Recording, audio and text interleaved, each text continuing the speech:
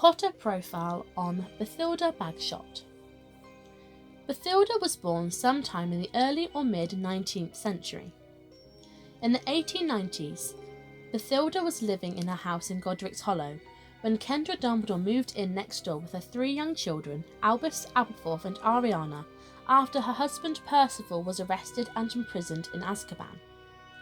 Bathilda tried to befriend Kendra after they arrived, but her friendship was unwelcomed. Kendra Dumbledore slammed the door in my face when I went around to welcome her with a batch of homemade cauldron cakes. The first year they were there, I only ever saw the 2 boys. Wouldn't have known there was a daughter if I hadn't been picking Plagueantines by moonlight the winter after they moved in, and saw Kendra leading Ariana out into the back garden, walked around the lawn once, keeping a firm grip on her, then took her back inside. Didn't know what to make of it. Within the next several years, Bathilda sent an owl to Albus Dumbledore, having been impressed by his paper on trans species transfiguration for the scholarly journal Transfiguration Today. This initial contact led to her being acquainted with the rest of the Dumbledore family. At the time of Kendra's death, Bathilda was the only person in Godric's Hollow who was on speaking terms with her. In the summer of 1899, Albus Dumbledore had graduated from Hogwarts. Bathilda's great-nephew, Gellert Grindelwald, came to live with her, and she made a point of introducing Grindelwald to Albus. The 2 talented men became friends.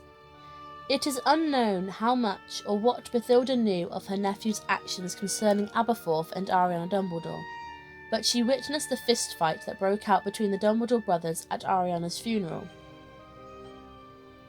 In 1947, Bathilda's work on wizarding history was published under the title A History of Magic by Little Red Books. It was around this time she authored her other works on magical history. She was deemed the most celebrated magical historian of the 20th century. Bathilda had been a teacher at some point, possibly at Hogwarts, as Hermione Granger referred to her as Professor Bagshot when referencing her work.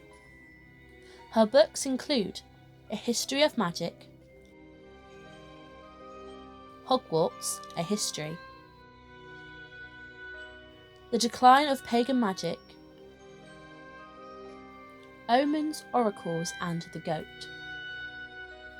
In her older years, Bathilda was on close terms with Lily Potter, and even told Lily about the closeness between Grindelwald and Dumbledore in their younger years. Though Lily remained somewhat sceptical given Bathilda's advancing age.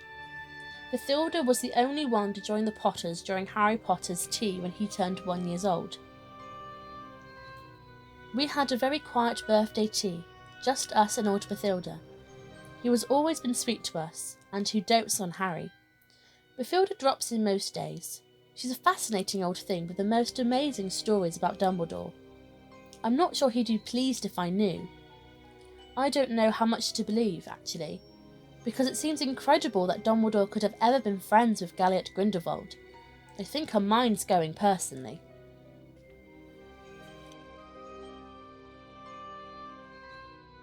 In 1997, after the death of Albus Dumbledore, Bathilda was interviewed by Rita Skeeter through the use of Veritaserum.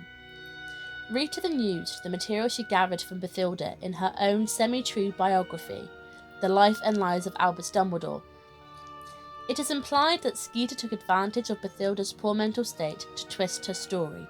She even referred to Bathilda as being Batty. Dear Batty, thanks for your help. Here's a copy of the book. Hope you liked it. You've said everything, even if you don't remember it. Rita. While in Bathilda's cottage, Rita also took several other pictures and stole personal letters. One of the letters she stole was a correspondence from Dumbledore to Grindelwald regarding their ambition to obtain the Deathly Hallows and the plan to start a global revelation.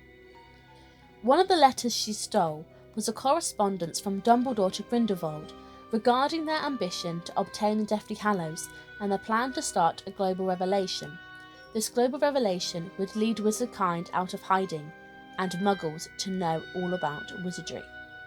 Bathilda's pictures and letters caused tension in the wizarding world, especially among those whom were Dumbledore supporters. Harry Potter was one of those who was affected by it. Sometime after her interview with Rita Skeeter, Bathilda was murdered during the height of the Second Wizarding War. She was murdered through the dark arts. It is possible that Bathilda's body could technically be considered as an inferi. Voldemort animated her body using his snake, Nagini. He left Nagini in her cottage as a trap, knowing that Harry may visit Godric's Hollow to see his parents' grave and their destroyed home. That following Christmas, Harry and Hermione visited Godric's Hollow, thinking that Dumbledore may have left Godric Gryffindor's sword there. The pair met the possessed woman and were almost captured when Bathilda lured them into her home. After confirming Harry's identity, Nagini leapt from Bathilda's body to attack him, leaving the old woman for good. The plan, however, failed, and Harry and Hermione escaped.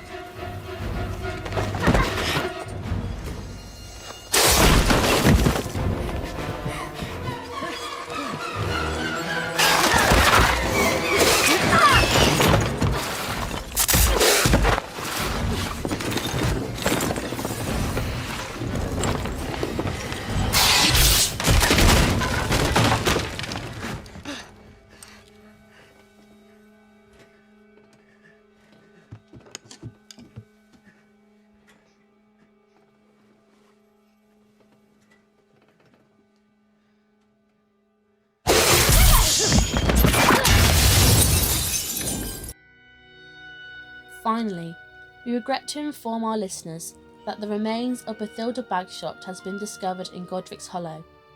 The evidence is that she died several months ago. The Order of the Phoenix informs us that her body showed unmistakable signs of injuries inflicted by dark magic.